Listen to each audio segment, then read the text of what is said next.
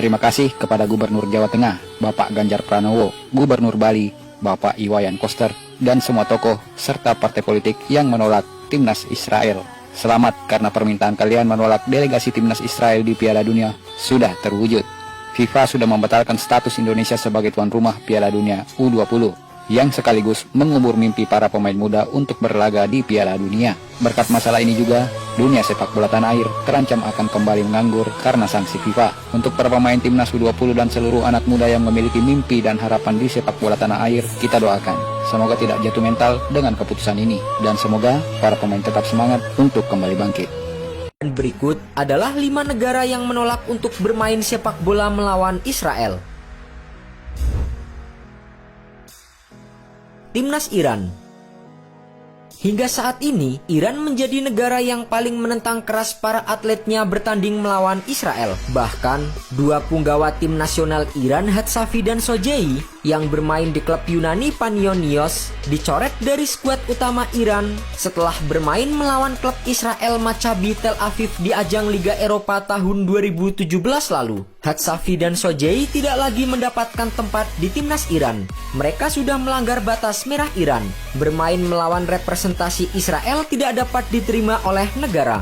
Iran sendiri merupakan salah satu negara yang tidak pernah mengakui Israel sebagai negara merdeka. Bahkan, atlet judo Iran Alireza Hojasteh juga pernah mengundurkan diri dari ajang Olimpiade karena enggan menghadapi lawan dari Israel. Argentina. Pada persiapan Piala Dunia Rusia 2018 lalu, tim nasional Argentina dijadwalkan akan menggelar uji coba melawan timnas Israel di Yerusalem. Namun kemudian, tim Tenggo memutuskan untuk membatalkan pertandingan itu setelah mempertimbangkan kondisi politik di tengah konflik Israel dan Palestina. Asosiasi sepak bola Argentina akhirnya menentukan keputusan yang tepat. Sementara itu, Lionel Messi yang merupakan duta UNICEF memiliki alasan tersendiri untuk tidak bertanding melawan Israel. Sebagai duta UNICEF, saya tidak bisa bermain melawan orang yang membunuh anak-anak Palestina yang tak bersalah. Kami harus membatalkannya karena kami mengutamakan kemanusiaan. Meski Perdana Menteri Israel dikabarkan sempat membujuk Presiden Argentina agar pertandingan tetap dilaksanakan, namun timnas Argentina tetap menolak dan memutuskan untuk tidak bertanding ke Yerusalem. Indonesia. Negara Indonesia merupakan salah satu yang paling berperan dalam menyingkirkan sepak bola Israel dari benua Asia di tahun 1960-an. Semuanya berawal saat timnas Indonesia yang berpeluang besar tampil di Piala Dunia memilih untuk tidak bertanding saat harus menghadapi Israel di babak kualifikasi tahun 1958.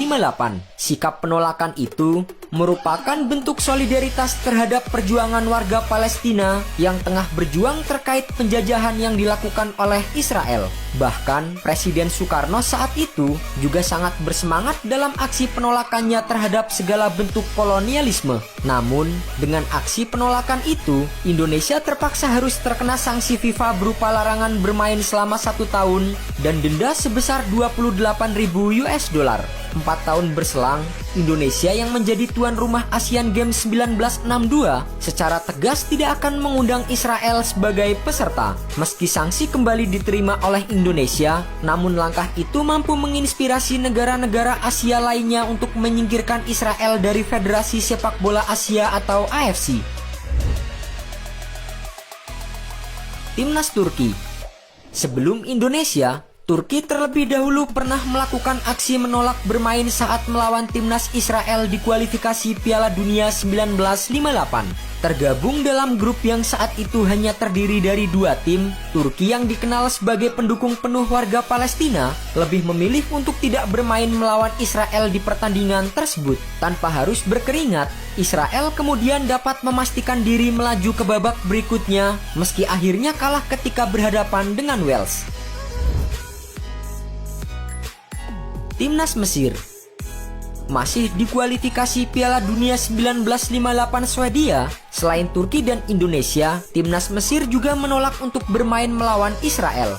Dikutip dari The Football Times, Mesir yang saat itu tergabung di grup bersama Indonesia, Israel dan Sudan memilih untuk tidak bermain karena bentuk solidaritas terhadap Palestina. Dan hebatnya lagi, setelah Mesir dan Indonesia, Sudan juga menolak untuk bertanding, yang kemudian membuat Israel lolos ke Piala Dunia tanpa harus bertanding. Pesepak bola Palestina dihalang-halangi, dihambat untuk bertanding, lebih jauh bahkan diteror. Ditembakin, stadionnya juga sempat dijadiin sasaran target. Di satu sisi, Israel tuh bisa dengan bebas masuk dan melakukan kegiatan pertandingan bola di wilayah Palestina.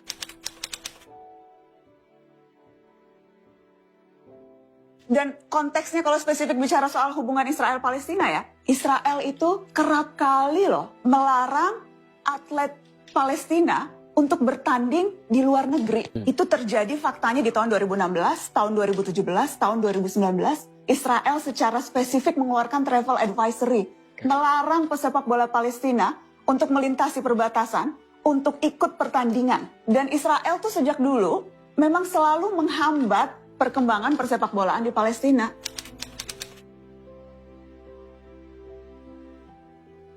Tahun 64 Israel membubarkan kompetisi-kompetisi independen yang dilakukan oleh rakyat Palestina dan menangkap penyelenggaranya.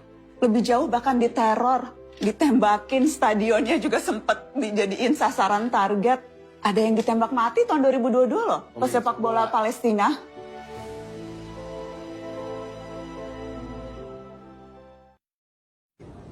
Where are you from? شكرا. الجزائر؟